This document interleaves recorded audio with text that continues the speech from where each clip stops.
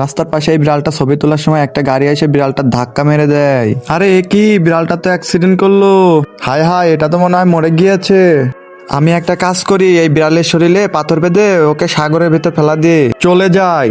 আরে বিড়াল ভাগিনার তো আমার বাসায় আসার কথা ছিল, ও তো এখনো ফোন ধরছে না। আমার তো ওর জন্য এখন অনেক চিন্তা হচ্ছে, আমি যে এখন ওকে কোথায় খুঁজে পাই। এদিকে এই তিমি মাছ বিড়ালটাকে দেখতে পেয়ে ওপারে পাড়ে রেখে আসে।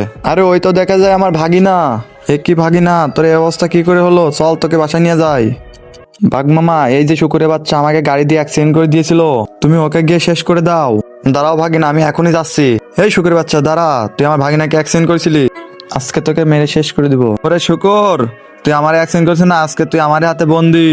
দেখ তোর কি অবস্থা করি।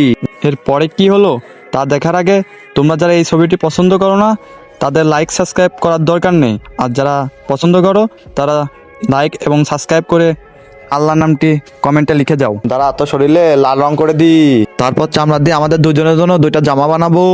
হা হা, জামা পরে তো সেই মজা লাগছে। বাঘ মামা দেখো, শুকরটাকে তো ফ্রাই করে নিয়ে আইছি। আরে কি, শুকরটা তো দৌড়ে পালালো।